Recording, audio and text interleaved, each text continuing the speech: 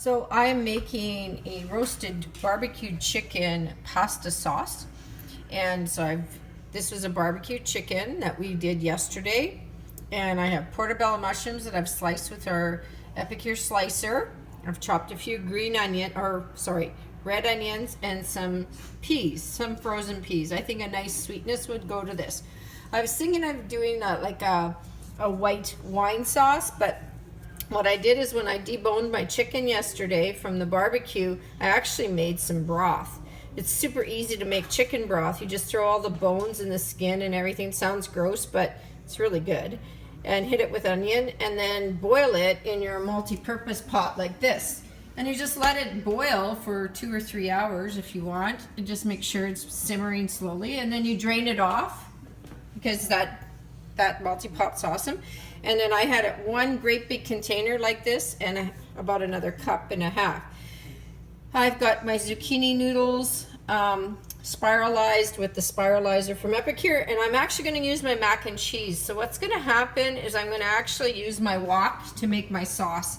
So I'm going to show you how I'm going to put this all together, and within 20 minutes here we're going to have an amazing chicken pasta white sauce with the broth from the barbecue chicken from last night. It'll have a really beautiful smoky taste, and I'll add some garlic aioli to this as well, and some fresh cracked pepper, and probably a bit of parm. So that's what dinner's gonna be like, so stay tuned.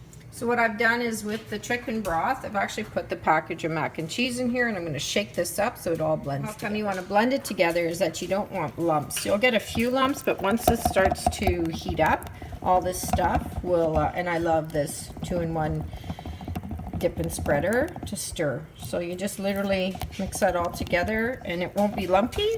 So I'm gonna actually put the chicken in, actually put the mushrooms in first, saute the onions, add the chicken, let that all get sort of warmed up together. I'm gonna add the sauce and saute that through. In the last few minutes, I'm just gonna throw the peas in because I don't want them overcooked, and I'm gonna steam our zucchini for about 2-3 minutes. And so if you want to make pasta, like white pasta with this, or a whole grain pasta, you're more than welcome. So I'm going to do a combination of pasta with zucchini, and that gives us a big veggie kick that we're all looking for. I wok with some olive oil in it, not too much, because this isn't a green coating that's it's a non-stick, so you don't need a lot. But I like a little bit of mushrooms or olive oil. I'm just going to add my mushrooms. I'm going to let this saute and sweat down a little bit.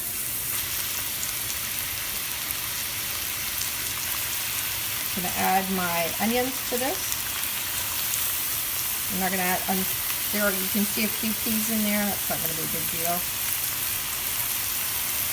I'm going to let this sweat down a little bit, and then I'm going to add my chicken.